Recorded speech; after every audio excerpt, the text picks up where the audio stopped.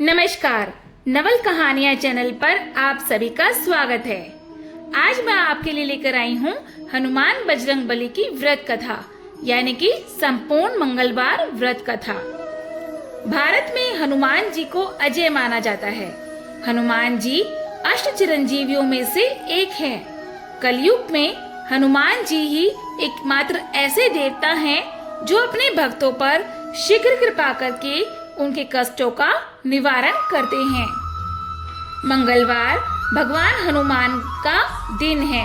इस दिन व्रत रखने का अपना ही एक अलग महत्व है। मंगलवार व्रत की कथा इस प्रकार से है, आइए सुनते हैं। प्राचीन समय में ऋषि नगर में केशव दत्त ब्राह्मण अपनी पत्नी अंजलि के साथ रहता था। केशव दत्त को धन संपत्ति की कोई कमी नहीं थी। सभी लोग केशव दत्त का सम्मान करते थे, लेकिन कोई संतान नहीं होने के कारण केशव दत्त बहुत ही चिंतित रहता था।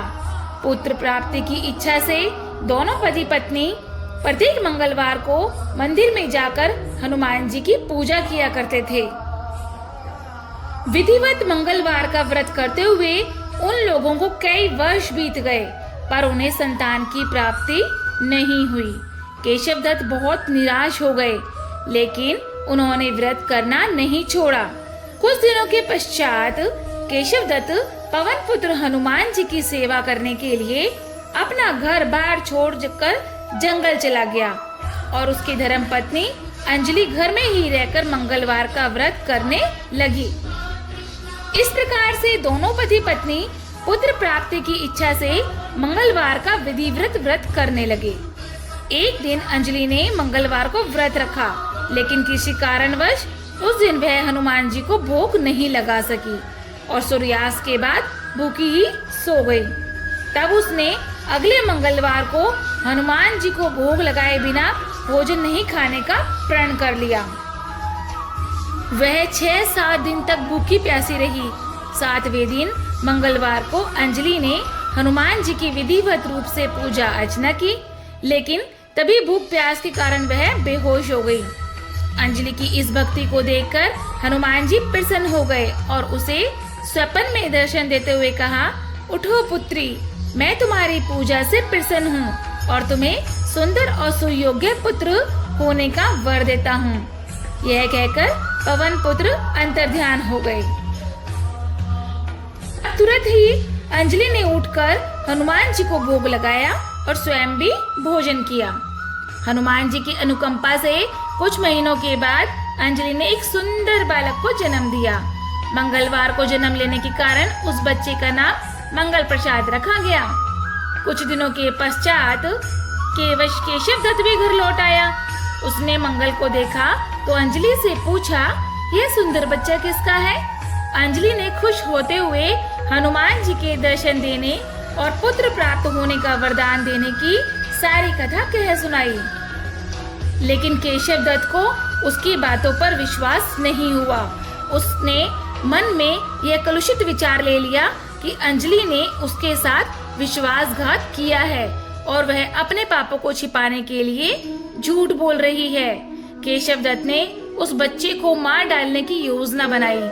एक दिन केशव दत्त स्नान करने के लिए कुएं पर गया। मंगलवार भी उसके साथ था, लेकिन केशव दत्त ने मौका देखकर मंगल को कुएं में फेंक दिया और घर आकर बहाना बना दिया कि मंगल तो कुएं पर मेरे साथ पहुंचा ही नहीं। केशव दत्त के इतने कहने के ठीक बाद मंगल दौड़ता हुआ घर लौट आया। केशव दत्त मंगल को देखकर बुरी तरह हैरान हो उठा। उसी रात हनुमान जी ने केशव दत्त को स्वप्न में दर्शन देते हुए कहा, तुम दोनों के मंगलवार के व्रत करने से प्रसन्न होकर पुत्र जन्म का वर मैंने प्रदान किया था, फिर तुम अपनी पत्नी को उल्टा क्यों समझते हो? उसी समय केशव दत्त ने अंजलि को जगाकर उससे क्षमा मांगते हुए स्वप्न में हनुमान जी के दर्शन देने की सारी कहानी कह सुनाई। केशव दत्त ने अपने बेटे को हृदय से लगाकर बहुत प्यार किया। उस दिन के बाद सभी आनंद पूर्वक रहने लगे। मंगलवार का विधि व्रत करने से केशव दत्त और उनके परिवार के सभी कष्ट दूर हो गए। इस तरह जो स्त्री पुरुष विधिवत रूप से मंगलवार के दिन व्रत रखते हैं और व्रत कथा सुनते हैं, अंजनी पुत्र हनुमान जी उनके सभी कष्टों को दूर करते हुए उनके घर में धन संपत्ति का भंडार भर देते हैं और शरीर के सभी रक्त विकार के रोग भी नष्ट हो जाते हैं। अगर किसी पर शनि की 7.5 हो तो उस प्रभाव को कम करने हेतु हनुमान जी की पूजा करते हैं। यह विधि इस प्रकार है। एक कटोरी में तेल लें, उसमें काली उड़द के 14 दाने डालकर उस तेल में अपना चेहरा देखें। उसके उपरांत यह तेल हनुमान जी को चढ़ाएं। जो व्यक्ति बीमारी के कारण हनुमान मंदिर नहीं जा सकता, वह भी इस पद्धति अनुसार हनुमान जी की पूजा कर सकता है।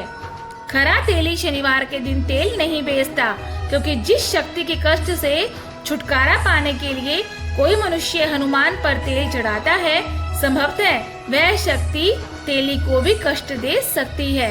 इसलिए हनुमान मंदिर के बाहर बैठे तेल बेचने वालों से तेल ना खरीदकर घर के तेल से ही तेल चढ़ाएं।